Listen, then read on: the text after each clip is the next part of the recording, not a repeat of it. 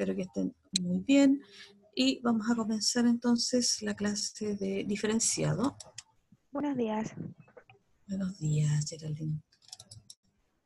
Y vamos a compartir pantalla. Ya. Hoy día en el diferenciado vamos a ver un tema que tiene que ver con algunas políticas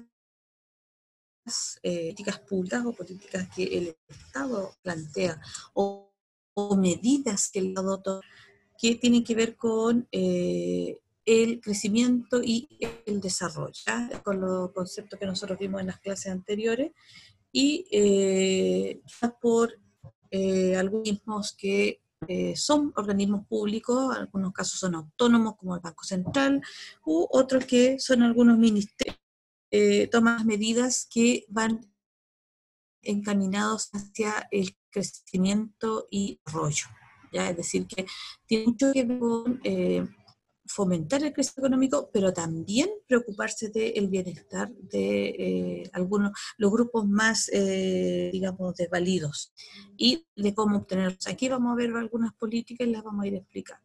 Entonces, el objetivo dice explicar políticas económicas relacionadas con el crecimiento y desarrollo en Chile, en el contexto de la necesidad pública a la que responden, aplicando conceptos de la macroeconomía. Ya, aquí nosotros vamos a ir caracterizando algunas políticas económicas relacionadas al crecimiento y al desarrollo, y estas políticas normalmente responden a alguna necesidad de la población, y cómo estas políticas van a impactar en el desarrollo, en el bienestar de la población, sobre todo de aquellos sectores que necesitan este apoyo por parte del Estado. Ya. Aquí hay varias políticas. Dice, las vamos a ir viendo cada una adelante. Dice, la política del Banco Central de Chile, que mantuvo la tasa de interés de la política monetaria. ¿Ya? La segunda dice la política del Banco Central, que instruyó vender dólares en el mercado. ¿Ya? Aquí son dos medidas del Banco Central.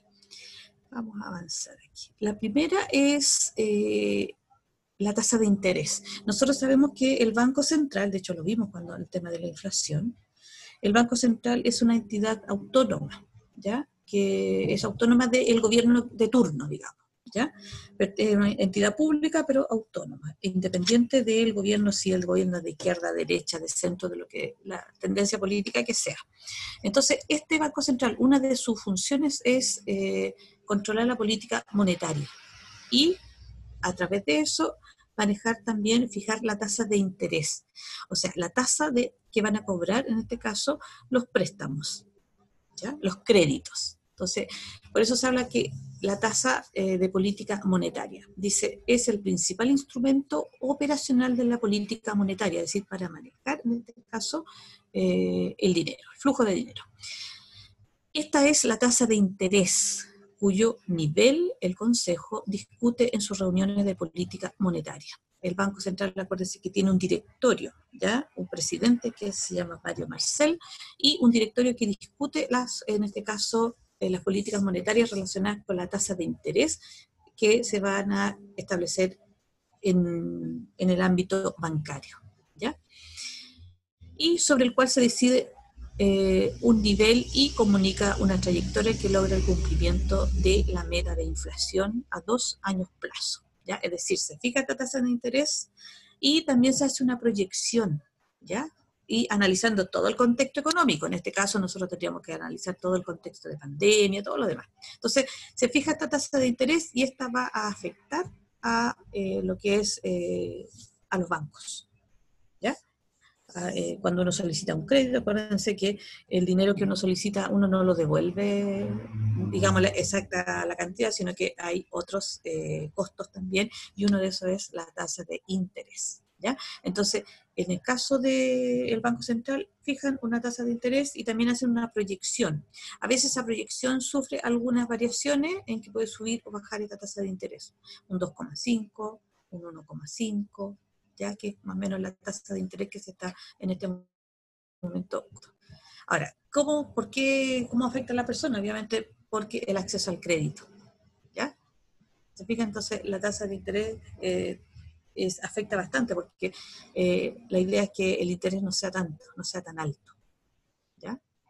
Y la otra política es que en este caso tiene que ver con el Banco Central, es el control del dinero que está circulando, ¿ya? Y acá dice que se hizo al mercado una cantidad de dólares. ¿Por qué? Porque en un momento dado el dólar, en este caso, empezó a subir de precio y ellos determinaron que lanzando, no emitiendo porque el dólar no se fabrica acá, sino que lanzando al mercado, inyectando, esa es la palabra que usan, al mercado más dólares, iba a bajar de precio, ¿ya? Nosotros sabemos, y cuando en una de las clases vimos que existe lo que se llama devaluación. ¿Y eso para qué fue? Para evitar que la devaluación del peso respecto del dólar aumentara, ¿ya?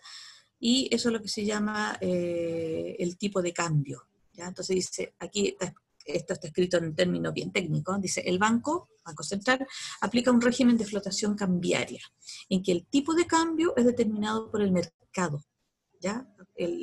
Nosotros sabemos que el dólar, que es una moneda de cambio a nivel mundial que nosotros usamos, va variando todos los días de precio, ya a veces muy poco, otras veces sube bastante, otras veces baja, entonces eso es el mercado lo que lo maneja, de acuerdo con la oferta y la demanda de divisas, o sea, en este caso, dólares, lo que permite la ejecución de una política monetaria independiente.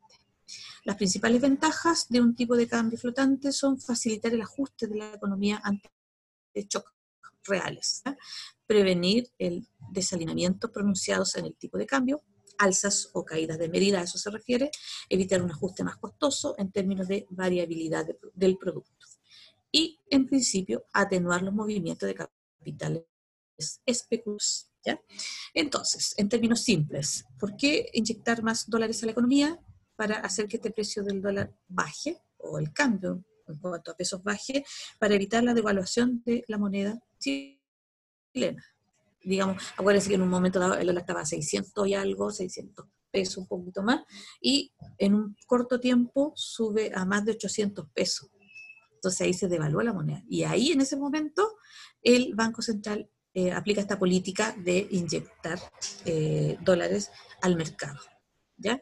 Y también, digamos, para mantener ahí a raya la inflación. Acuérdense que el Banco Central fija como meta una inflación del 3%, ¿ya?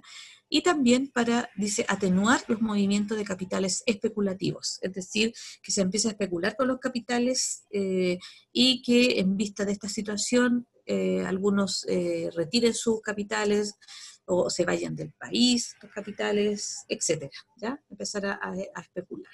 Entonces, esas son dos políticas que tiene, en este caso, el Banco Central, que tiene que ver con la tasa de interés y el manejo de las divisas, ¿ya? O sea, manejar en cierta manera este cambio, ¿ya? Otra política que se aplica, que no es del Banco Central, sino que es una política del Estado, dice la política, la número 3, la política fiscal de alza de impuestos a las propiedades cuyo valor sea superior a 400 millones de pesos, ¿ya? O sea, se le alza el impuesto territorial a las viviendas cuyo valor supere el avalúo fiscal siempre es más bajo, eh, en este caso supere los 400 millones de pesos, ¿ya? Entonces yo busqué ahí qué pasaba con esto.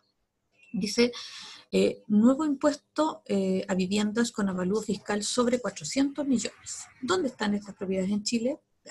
La implementación de un impuesto adicional a las viviendas con avalúo fiscal de 400 millones o más. Es decir, sobre tasa a propiedades que cuestan desde 800 millones de pesos de valor comercial. Acuérdense que todas las propiedades tienen un avalúo fiscal, que es el avalúo que hace el Estado, ¿ya?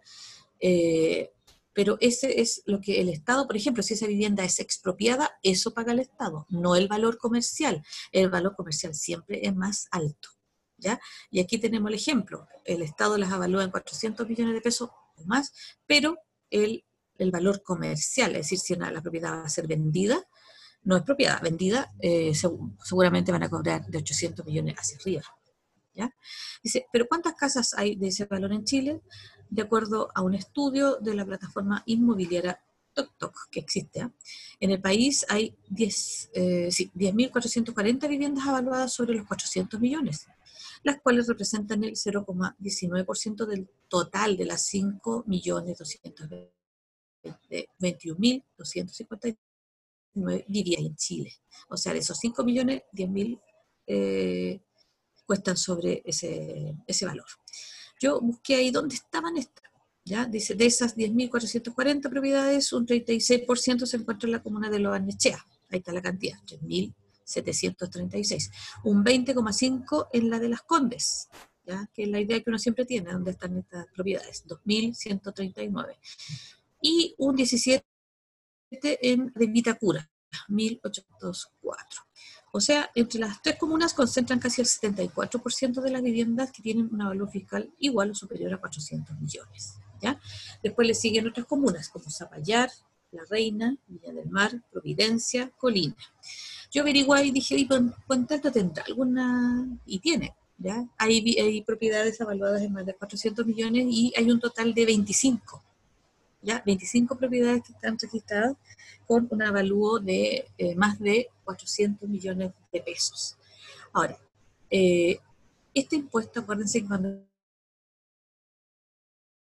la propiedad se llama contribuciones y es en beneficio directo de las municipalidades. ¿Ya? Ahora, esta idea de este impuesto, de subir este impuesto, es hacer que los que tengan, porque si uno es dueño o tiene una propiedad de ese valor, es porque puede pagar un impuesto más alto. ¿Ya? Es que las personas, en este caso, que más recursos tengan, paguen más impuestos o aporten con más impuestos, en este caso, en beneficio de la comuna, de la municipalidad. ¿Ya? Entonces, esa es una política que la idea aquí es que los que tengan más, paguen más en beneficio del resto de la comunidad. ¿Ya? Aquí está importante, esta medida fue tomada en noviembre del 2019. ¿Ya?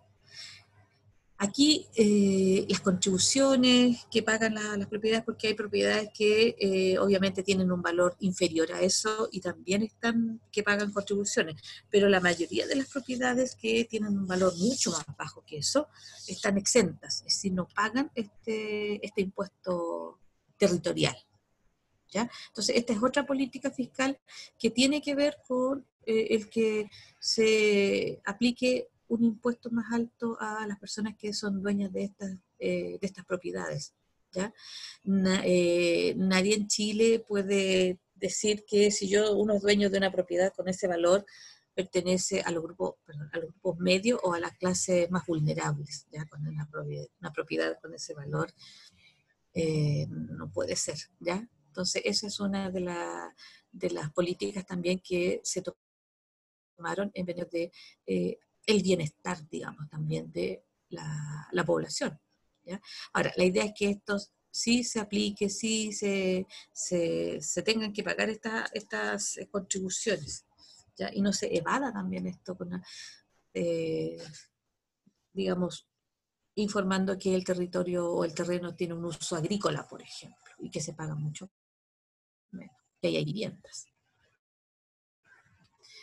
Y otra medida que también fue tomada en noviembre de 2019 es que se sube el impuesto a la renta. La renta es todo beneficio que uno obtiene por ingresos, ¿ya? No solamente el ingreso considerado el salario, el sueldo, sino que si uno recibe una herencia, si uno hace una venta de una propiedad, por ejemplo, uno obtiene ganancias, ¿ya? Y el servicio de impuestos internos usa información. Entonces, el impuesto a la renta, dice, se aumentó a un 40%, a las rentas más altas del país, o sea, sobre 15 millones de pesos. ¿Sí? Y aquí se compara la situación de Chile con el resto del grupo de la OCDE, que es parte de un grupo al que Chile pertenece, que es un organismo internacional de cooperación y desarrollo. ¿Ya? Ahora, dice que es un impuesto progresivo, porque así se llaman los impuestos que mientras más uno gana, más paga. ¿Ya? Parece que nosotros también en una clase de educación ciudadana vimos tipos de impuestos, ¿ya? Así que eso también es una medida tomada para satisfacer, digamos, las necesidades del resto de la población. Y que como es alguien que tiene ingresos sobre los 15 millones, puede pagar ese impuesto y que se subió. Dice, ¿por qué se subió? Dice, se necesitan recursos para financiar las demandas sociales y estos impuestos tienen que venir de quienes tienen más, lo que va en la tendencia mundial, ¿ya? Algunos plantean que no es bueno para la economía, ¿ya? Pero que es, a ver, dentro de problemas sociales como, bueno, octubre de 2019, esto es una medida, digamos, podríamos decir justa en cuanto a la visión de que los que tienen más tienen que pagar más, ¿ya? Pensando sobre los que ganan más de 15 millones, ¿ya? O sea, es una situación que el resto de la población, no, la mayoría de nosotros no gana 15 millones, ¿ya? Ni siquiera sumando nada, o sea, hay gente que puede tener negocio, manejar empresas, y en este tiempo menos, pero hay gente que sí, más de esos, ¿ya? Entonces, acá se plantea que es una situación que en este caso en Chile se tomó para financiar las demandas sociales. Recuerden que esto se tomó en noviembre en este caso, noviembre de 2019, ¿ya? El de los impuestos a las propiedades fue el 8 de noviembre y el de impuesto a la renta fue el 19 de noviembre del año pasado, ¿ya? O sea, yo diría que uno puede decir con la fecha, fue una reacción también de parte del gobierno frente a las demandas sociales, ¿ya? Hay otra medida también para favorecer el crecimiento, favorecer el desarrollo, que es la ley de pago a 30 días.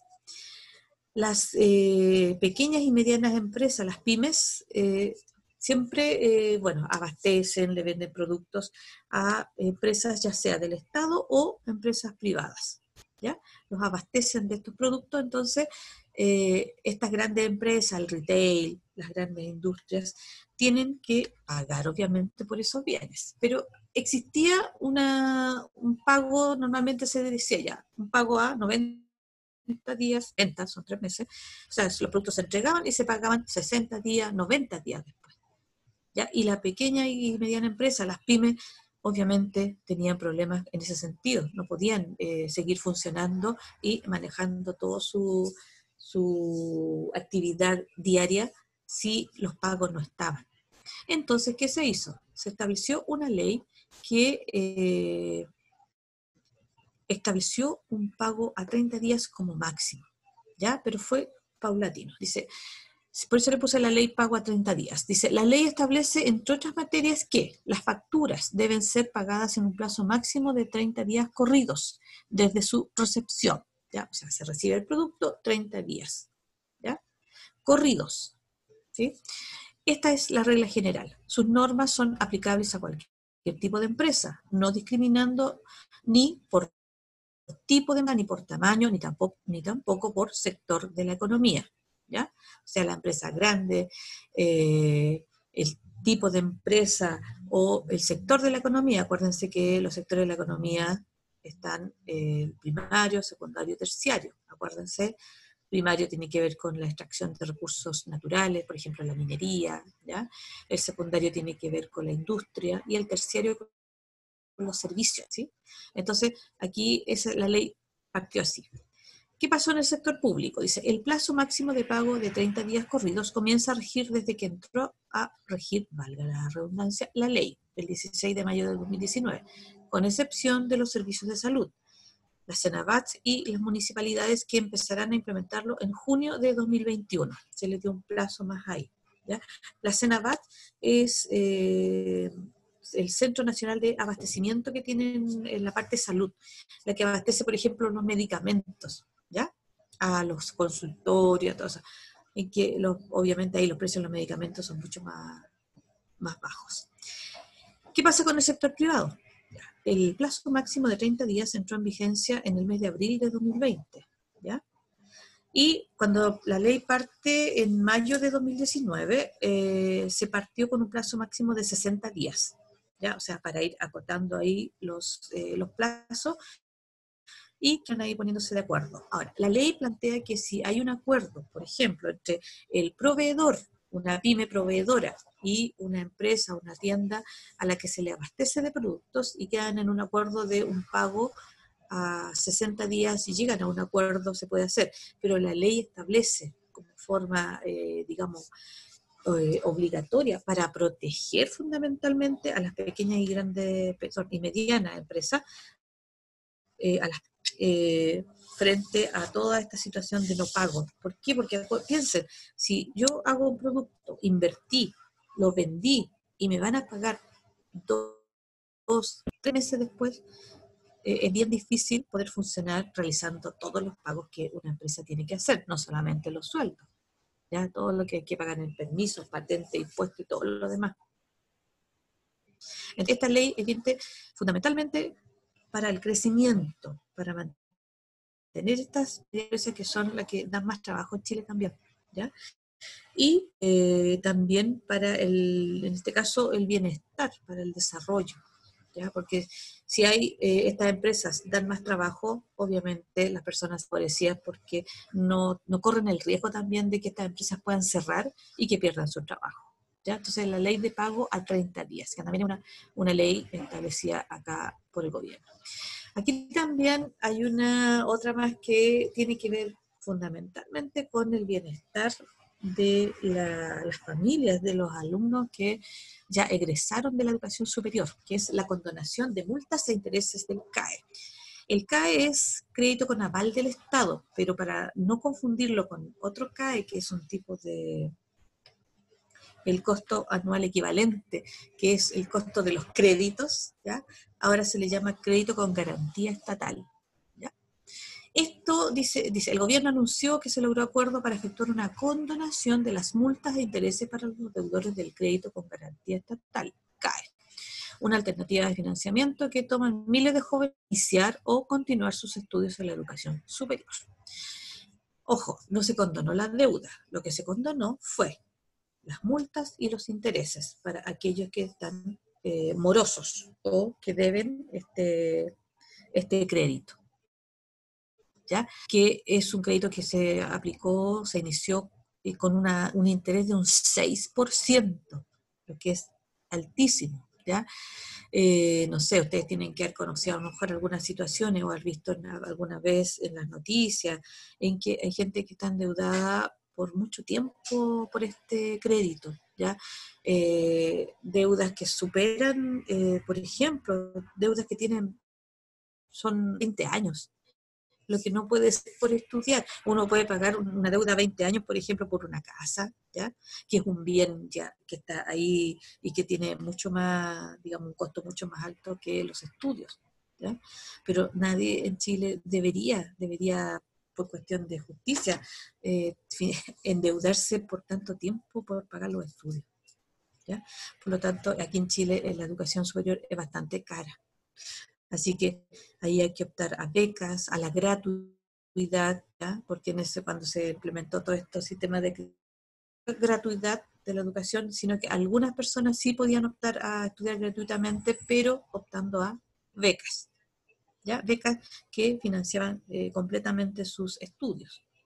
Entonces, esta noticia de la condonación de multas e intereses, no de la deuda, ¿ya? Porque eso es lo que se están pidiendo algunos movimientos de estudiantes egresados, piden la condonación de la deuda. Lo que se aprobó fue la condonación o el perdón, digamos, de multas e intereses. Entonces dice, el gobierno se compromete a que el deudor que se encuentre en mora, o sea, esté debiendo, en el pago de su obligación crediticia, porque es un crédito con la banca comercial, ¿ya? Podrá reprogramar por única vez el crédito posponiendo las cuotas morosas y retomando el pago de su vigente bajo las mismas condiciones originales y pudiendo acceder a los beneficios de pago del crédito con garantía estatal. Esto implica que los estudiantes pagarán un interés anual real del 2%, no de un 6% como fue en el comienzo, ¿ya? Las cuotas beneficiadas con la reprogramación mantendrán la garantía estatal, o sea, no deben cargar intereses, no prescribirán y su cobro deberá ser efectuado una vez finalizado el periodo de servicio original de la deuda, durante un número de meses similar al número de cuotas que haya sido reprogramada. Es decir, se reprograma la deuda, ¿ya? Pero no va a devengar intereses, pero tampoco van a prescribir, o sea, la deuda se tiene que pagar hasta que esté finalizado el pago, ¿ya? Lo que se condonó, lo que se perdonó, entre comillas, fueron las multas y los intereses. Y otro aspecto también importante, que se bajó el interés anual al 2% y no a un 6% como fue en un comienzo estos créditos. Es bien importante esto para el bienestar en este caso, de la gente que está afectada, ¿ya? Los estudiantes que algunos incluso no terminaron de estudiar y siguen endeudados, ¿se fijan? Porque algunos terminaron su carrera, están trabajando, pero hay otros que se tuvieron que salir, ¿ya? No terminaron su carrera, pero siguen existiendo esta deuda, ¿ya? Entonces, hay esto fue en noviembre del 2019, ¿ya? Y ahí yo les puse los votos que se hicieron en este caso en la Cámara de Diputados, ¿ya? Entonces fue el 16 de noviembre de 2019. También una época bien complicada. Ya. Tenemos aquí entonces, nos quedaba una que yo no puse acá, pero que uno por leerla es... acá. La política del Banco Central, las dos las vimos, la de alza de los impuestos también, ya la de el alza de los impuestos a la renta, las políticas de la ley a 30 días y una que no mencioné que dice la política fiscal de otorgar un bono de 100.000 pesos a familias más vulnerables. Ahí no creo que haya que explicar el beneficio ahí, en este caso beneficio en cuanto a desarrollo para el bienestar de las familias más vulnerables.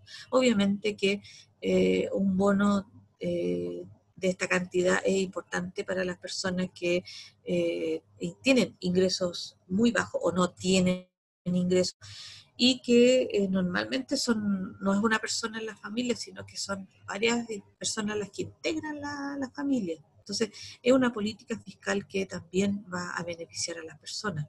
Aquí, acuérdense también que han habido otros beneficios que tienen que ver con la protección al empleo, por ejemplo, ¿ya? Bonos al trabajo de la mujer, bonos que se pagan al trabajo de los jóvenes, que también tienen que ver con, en este caso, crecimiento y desarrollo. ¿Por qué? Porque tiene que ver con el trabajo, que tiene que estar relacionado con el crecimiento económico y con el desarrollo, por lo que significa el trabajo para el bienestar de las personas, ¿ya? Entonces, estas son políticas que el Estado aplica para beneficiar, digamos, tanto el crecimiento como el desarrollo, ¿ya? El crecimiento económico del país como el desarrollo, el bienestar de las personas. Y aquí hay algunas solas, pero uno empieza a buscar y hay varias políticas que tienen que ver con este punto de vista.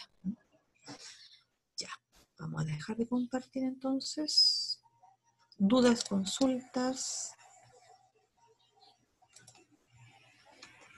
aportes, ¿ya? Aquí uno tiene que tomar en cuenta que los distintos gobiernos aplican políticas que son de Estado, se mantienen. La gratuidad es algo que se aprobó en un gobierno, pero se mantiene. Eso me refiero a que es política de Estado, que no cambian si es que cambia el gobierno, ¿ya? Entonces, eso también lo tienen que tener presente, ¿ya? Así que eso, en este caso, chiquillos. Y la labor de un organismo autónomo como el Banco Central, que también tiene atribuciones, en este caso, para evitar, para decirlo de una forma así, para que me entiendan, evitar mayores problemas en la economía. Ellos van viendo la tasa de interés y en este caso también el cambio en la divisa, cambio con la relación del peso con el dólar, por ejemplo. ¿Ya? Y detrás de todo esto está la inflación, que es uno de los objetivos que tiene el Banco Central de mantenerlo a raya. Ya. No sé si hay alguna pregunta, alguna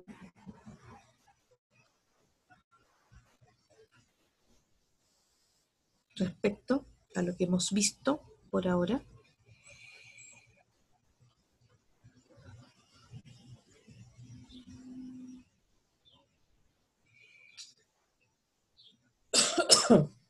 Profe, yo a lo menos no tengo nada que decir. Ya. Ahora me está acordando que en uno de los matinales estaban dos de una persona que le había, ¿ya? En la comuna de Zaballar. No sé si alguien no lo vio, pero ahí hay un ejemplo de una vivienda que tiene un valor de más de 400, valor que fija el Estado, ¿no? Que es mucho más bajo que el valor comercial, como decíamos. Ahí era una vivienda más avaluada por el avalúo fiscal, más de 400 millones de pesos. Y ahí decía que había ido de remate esta propiedad porque no habían pagado las contribuciones. Y las contribuciones, ese es el impuesto territorial que les digo yo. Y ese impuesto no va al Estado, como todos los otros impuestos que los aplica el Servicio de Impuestos Internos, y van como un fondo al Estado y el Estado decide en qué gastar, acuérdense en qué gastar eso, sino que este impuesto territorial, que son las contribuciones, van en directo beneficio de las municipalidades. ¿Ya? Entonces, eso es lo que hay que ver ahí. Y como vimos, hay municipalidades que por eso tienen altos ingresos. ¿Ya? ¿Por qué? Porque vimos Vitacura, Lo Barnechea, Las Condes, son comunas que tienen altos ingresos, que ahí se pagan muchas contribuciones, ¿ya? Muchas. En cambio acá yo dije 25 propiedades, más de las 1000 que tenía cada una. Y en esta comuna como nosotros hay muchos, las viviendas la mayor parte están exentas de pagar contribuciones o de pagar este impuesto. Por lo tanto, Puente Alto no recibe altos ingresos por contribuciones, por decirlo de alguna manera. ¿Ya? Por eso se dice siempre que las comunas que yo nombré son las más ricas del país. Y en el fondo, ahí viven la gente que tiene mayor poder económico, y son también las que van a pagar más impuestos, que sería, uno dice, es como lo lógico. ¿Ya? Pero cuando nosotros vimos los impuestos, vemos que a veces no está lógica la cosa. Ya, chiquillos, estaríamos entonces terminando.